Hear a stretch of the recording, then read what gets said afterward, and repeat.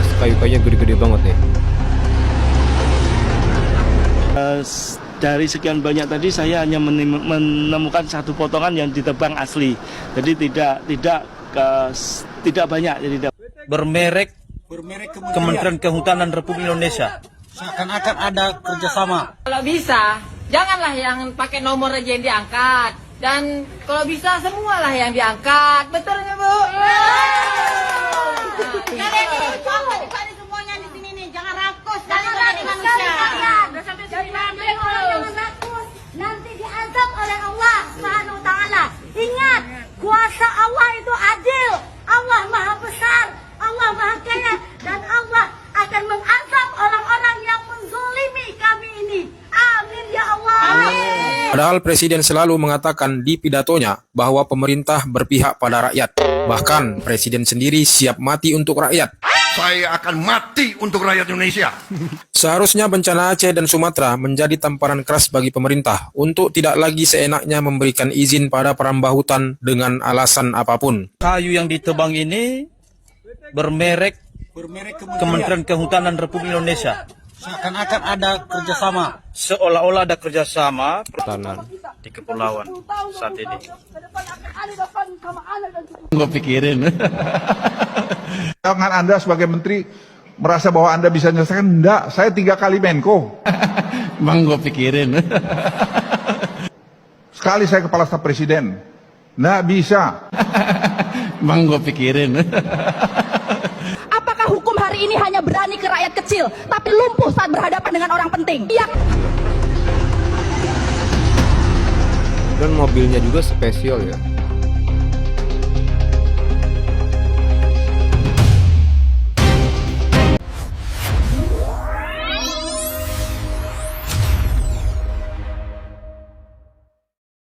Oke guys, balik lagi bersama gua di Bang Lucky. Dan gimana kabar kalian? Semoga kalian baik-baik aja. Dan semoga juga rezeki kalian semakin banyak hari ini teman-teman ya. Nah, jadi teman-teman, pemerintah sendiri membersihkan kayu-kayu gelondongan saat ini. Tapi yang aneh teman-teman, kayu yang diambil hanya kayu-kayu yang ada serinya teman-teman ya, ataupun kayu gelondongan yang ada nomornya. Kata warga sih kayu yang diambil tuh kayu-kayu yang paling bagus teman-teman ya. Ini agak aneh banget nih pemerintah teman-teman ya. Nah guys, jadi gue dapat informasi dari berita juga ya. Ini dari berita resmi teman-teman ya. Katanya itu kayu gelondongan boleh digunakan sama masyarakat yang terdampak bencana teman-teman ya. Digunakan untuk bangun rumah ataupun memperbaiki rumah teman-teman, itu boleh.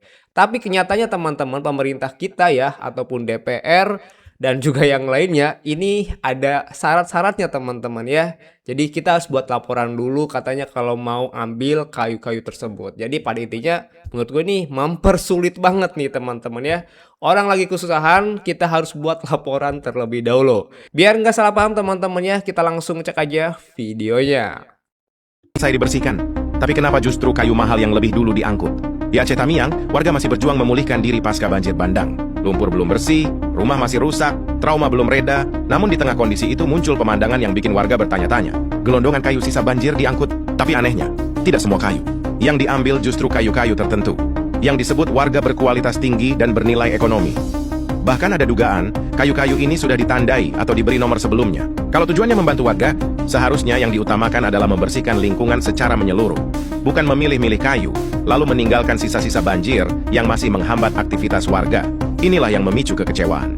Kehadiran oknum pengangkut kayu dinilai tidak sepenuhnya membantu penanganan dampak banjir, melainkan lebih terlihat seperti berburu kayu bernilai jual di tengah bencana. Di saat warga butuh empati dan kehadiran negara, yang datang justru praktik tebang pilih. Pertanyaannya sederhana, ini pemulihan bencana atau pemanfaatan bencana? Pak, kalau bisa, janganlah yang pakai nomor aja yang diangkat. Dan kalau bisa semualah yang diangkat. Betul nggak, Bu? Cari semuanya di sini nih, jangan rakus. Jangan rakus manusia. Nanti diazab oleh Allah Subhanahu wa taala. Ingat, kuasa Allah itu adil. Allah Maha Besar, Allah Maha Kaya, dan Allah akan mengazab orang-orang yang menzalimi kami ini. Amin ya Allah. Amin. Kayu gelondongan berbarkod Kementerian Kehutanan di Nias Selatan kembali mencoreng citra pemerintah. Padahal Presiden selalu mengatakan di pidatonya bahwa pemerintah berpihak pada rakyat. Bahkan Presiden sendiri siap mati untuk rakyat. Saya akan mati untuk rakyat Indonesia. Seharusnya bencana Aceh dan Sumatera menjadi tamparan keras bagi pemerintah untuk tidak lagi seenaknya memberikan izin pada perambah hutan dengan alasan apapun. Apalagi curah hujan saat ini cukup ekstrim. Dan informasi seperti ini seharusnya segera ditindaklanjuti. Kayu yang ditebang ini bermerek Kementerian Kehutanan Republik Indonesia. Seakan-akan ada kerjasama. Seolah-olah ada kerjasama perusahaan dengan Kementerian Kehutanan. Dan ini buktinya. Saksikan ya. Kami masyarakat setempat berdiri di sini, kami menyampaikan aspirasi kami masyarakat bahwa kami di Gokil. Kayunya gede-gede banget ya. Ini dari perhutanan teman-teman. Lahan Dan ada kerjasama juga sama Menteri Kehutanan di kepulauan saat ini. Apakah kita diam? Apakah kita hanya menonton? Jangan malah dibalik dengan menuduh ada sekelompok orang yang menjelek-jelekkan pemerintah. Informasi seperti ini sangat jarang dimuat di media TV. Ya, kita pahamlah, mana ada media yang independen di negeri ini. Dan jika pemerintah tetap melanjutkan izin kegiatan seperti ini, itu sama saja dengan merencanakan pembunuhan massal. Bagaimana menurut kalian, guys? Bang, gue pikirin. Jangan Anda sebagai menteri merasa bahwa Anda bisa menyelesaikan. Enggak, saya 3 kali Menko. Bang, gue pikirin. Sekali saya kepala staf presiden. Enggak bisa. Bang, gue pikirin. Yang terjadi bencana, rakyat butuh pertolongan. Tapi yang di Aceh Tamiang terjadi bencana, rakyat butuh pertolongan. Tapi yang datang justru mafia kayu. Mereka tidak membersihkan lokasi, tidak membantu korban. Mereka hanya mengambil kayu yang bernomor. Kemarin Menteri Kehutanan bilang angka itu jamur. Kalau benar jamur, kenapa dipilih, diangkut, dan diamankan? Di lokasi ada polisi dan TNI, tapi semuanya diam. Apakah hukum hari ini hanya berani ke rakyat kecil, tapi lumpuh saat berhadapan dengan orang penting? Yakin, mafia kayu tidak mungkin bergerak tanpa backingan. Jika ini dibiarkan, yang rusak bukan hanya hutan Aceh, tapi kepercayaan rakyat terhadap negara. Gokil. Dari Aceh Tamiang. Jadi bawa kayu tuh pada malam hari teman-teman. Ini gokil banget ya, parah banget udah ya. Ini guys, kayu-kayunya gede-gede banget nih. Gila. Dan mobilnya juga spesial ya.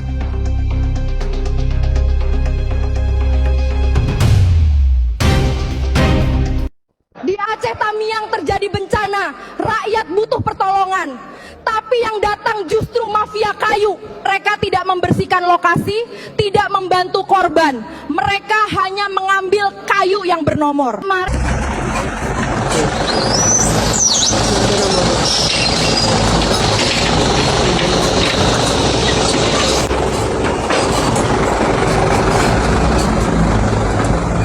Ada nomornya.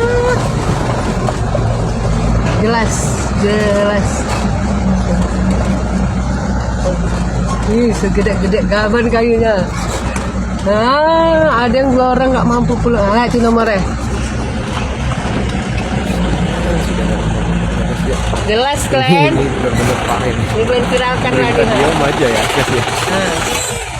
Kalah, pemerintah kalah sama menteri.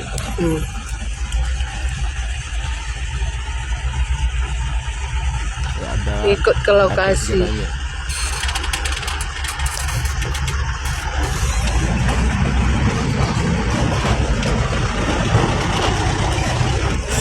korban banyak. Kata Pak Menteri Lingkungan Hidup, kayunya nggak banyak. Mohon maaf, lihat nih Pak. Bantuin warga dong, bersihin gelondongan-gelondongan kayunya.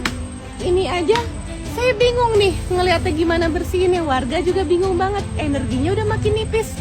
Pak, pemerintah, tolong bantuin bersihin gelondongan kayunya, biar masyarakat di sini dan di tempat-tempat kebencanaan lainnya tuh bisa segera menjalani hidup yang normal. Oke, ditunggu ya pemerintah bantuannya bersihin gelondongan kayu ini. Udah mbak, udah dibersihin mbak, cuman kayu spesial yang diambil. Nomornya yang kecil-kecil itu untuk masyarakat ya, kayak gitu. Lanjut teman-teman. Karena dendam saya sama tim SAR. Kalau ada kan ini kepala pak. Nah, di dalam kepala itu kan ada otak. Kalau ada lagi di dalam otak tuh otik, apa namanya? Saya mau jumpa. Kenapa warga saya minta bantu? Ini keluarga saya, ya kan? Menyembah dapat minta tolong, tidak open lewat tim SAR, ya kan? Minta tolong kemarin minta tolong, tidak dibantu, tidak di open sama sekali. Demi Allah tidak saya kurangi, tidak saya tambah-tambahi cerita ini. Kayu gelondongannya ada nomornya 101, 102, 103. Wih. Di sana ada polis lainnya lagi. Waduh. Dilarang melintas. Ya, gawat negara kita gawat. Siapa yang punya kerjaan ini? Ngerinya. Banyak gelondongan kayu. Gelondongan kayu. Tapi heran. Kok ada polis lainnya ya? Oh, kok bisa gitu? Itu juga Dilindungi polisi pak. di polis lain. Wih, angkatin dong Pak Pol kayu-kayunya biar masyarakat bisa bangun rumah. Ya kalau enggak biarin aja lah, masyarakat ambil di Singso buat rumah, kan terbantu. Jangan di polis lain gitu dong. Satu kayu ini bisa buat kapal, kalian tahu gak? Oke, kayaknya gede banget guys.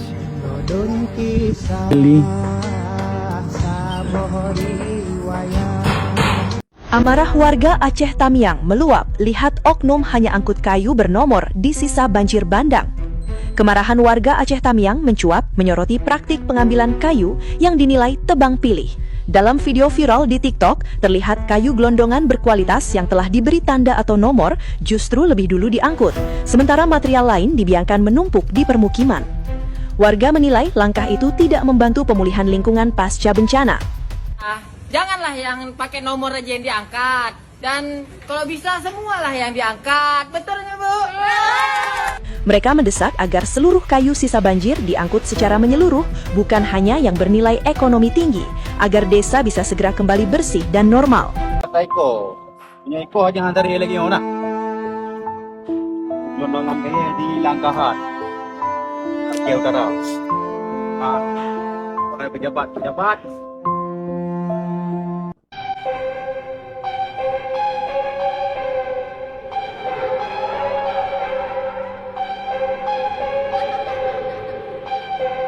Selamat ulang tahun anak anjing.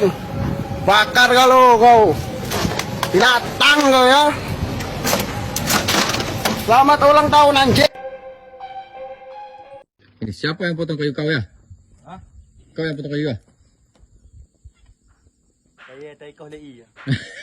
Kayak kayu dipotong sama air na ya. Hai. Kau bebena kayak tahu kenapa bebena kayak? Coba pikirkan secara logika. Besar ini dari hutan sana sampai ke sini. Coba pikirkan secara logika. Kayu supraksasa ditemukan terdampar di pemukiman. Pimpinan DPR yang kami hormati, saya bicara sebagai mahasiswa dan sebagai suara rakyat. Di Aceh Tamiang terjadi bencana, rakyat butuh pertolongan.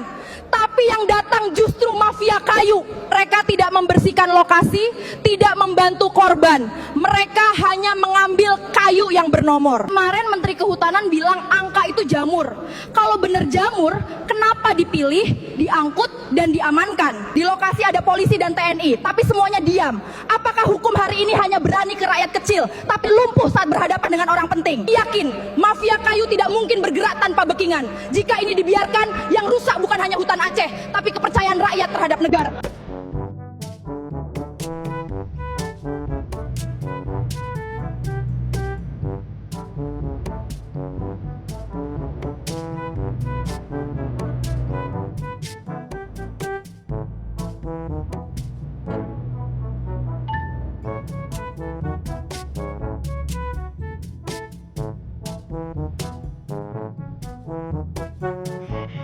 Breaking news, anak Purbaya sepil dalam penyebab banjir Sumatera. Saham ini langsung anjlok.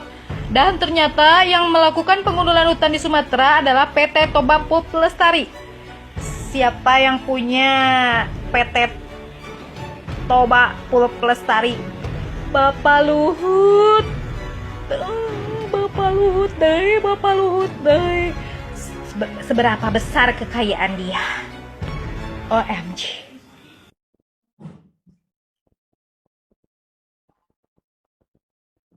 Tuh jelas ya. Meki yang punya ini. Pak Mek, itu di sana pun bacanya Pak Mek. Jadi semua gelondongan ini sudah ada isinya ya. Ya guys, sudah ada namanya. Ini lagi ada gelondongan yang melonjak ini.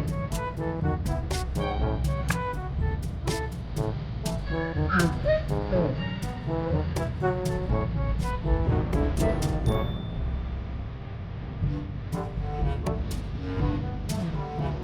Bisa ini, bisa masuk, ambil. Ini ada gelondongan. Siapa kasihnya? Kita lihat lagi nih, pasti kalau mendengar lagi. Pak Meki, Pak Mek, ini gelondongannya ya. Raksasa keluar dari dalam hutan penuh kayu gelondongan. Pertanyaannya cuma satu, ini legal atau sebenarnya ilegal? Puluhan truk besar beriringan keluar dari kawasan hutan membawa kayu berukuran besar. Bukan satu, bukan dua, jumlahnya banyak. Dan jalurnya bukan jalan kecil, tapi jalur yang jelas sudah sering dilewati. Kalau ini legal harusnya jelas. Ada izin tebangan, ada dokumen angkut, ada asal-usul kayu yang bisa dilacak. Masalahnya praktik seperti ini sering berada di wilayah abu-abu. Kayu ditebang katanya legal, diangkut katanya berizin. Tapi hutannya rusak, masyarakat sekitar tak pernah dilibatkan, dan negara seringkali cuma kebagian remah. Hutan gundul bukan cuma soal pohon hilang, ada banjir, longsor, sumber air rusak, dan konflik sosial. Yang untung siapa? Yang menanggung akibat siapa? Kalau ini legal, buka datanya ke publik. Kalau ilegal, siapa yang melindungi? Karena hutan bukan milik segelintir orang, tapi warisan untuk... Bentuknya ini tidak dalam bentuk yang ditebang. Jadi dari sekian banyak tadi saya hanya menemukan satu potongan yang ditebang asli. Jadi tidak banyak.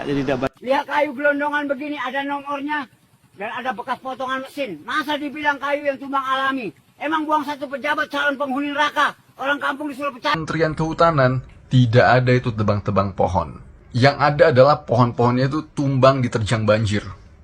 Terus kita ngeliat nih video-video yang beredar nih. Emang keren banjir dan hujannya ya.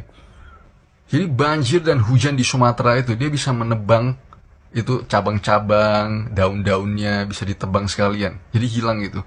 Jadi batangnya ada, tapi batang-batang kecil gak ada sama daun-daun itu kemana semua. Inilah pentingnya kita untuk punya sedikit critical thinking, kemampuan kita berpikir, ngelihat sesuatu, dan menelaah sesuatu. Orang-orang seperti inilah yang merusak Pak Prabowo. Yang lapornya tidak terlalu banyak, hanya sebatang-sebatang. Padahal di suatu tempat saja ditemukan itu ada ratusan batang kayu yang besar-besar ditemukan di tempat itu. Seperti nanti bisa dilihat di sana itu. Kita udah tahu persis ini kayu-kayunya bentuknya ini tidak dalam bentuk yang ditebang. Jadi dari sekian banyak tadi saya hanya menemukan satu potongan yang ditebang asli. Jadi tidak banyak sehingga kalaupun ada karena kegiatan manusia atau antropogenik dari kayu yang terbakar ini. Dengarkan ya apa yang dia katakan. Coba lihat kata Bapak ini. Coba lihat apa yang terjadi di sini. Berapa banyak ini kayu-kayu yang ada di sini. Dia katakan hanya 2 batang.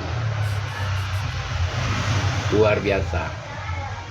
Luar biasa kau. Kau menjadi pejabat memperburuk nama Prabowo. Pak Prabowo, orang-orang seperti ini harusnya tidak. Minta kepada Kementerian Kehutanan. Prabowo, Berani kamu buka izin, maka berani kamu menutup izin. Kepada Presiden Prabowo, kami meminta kamu jangan melihat di kota, namun juga di pelosok lihat kami. Kami tersisa. Kenapa Bang? Kami menyampaikan aspirasi kami. Kami minta kepada Kementerian Kehutanan. Dia minta izin, namun tidak berani membuka, menutup. Begini deh. Apa Bang? Jangan larang kami berbicara. Yang kami sampaikan aspirasi masyarakat. Baru-baru ini sosok Dwi Januwanto Nugroho mengeluarkan pernyataan yang menyebut bahwa kayu yang terbawa banjir besar di Sumatera kemungkinan berasal dari kayu lapuk. Sontak saja perkataannya itu langsung jadi sorotan di tengah bencana alam besar yang terjadi di Sumatera dan Aceh. Sosoknya juga ikut dicari netizen. Dwi Januwanto Nugroho adalah Direktur Jenderal Penegakan Hukum Kehutanan Kementerian Kehutanan. Tugasnya merumuskan dan melaksanakan kebijakan dalam pencegahan, pengamanan, penyidikan, dan penerapan hukum administrasi, perdata, serta pidana di bidang kehutanan. Alex Indra Lukman, DPR RI minta warga jangan asal pakai kayu gelondongan sisa banjir.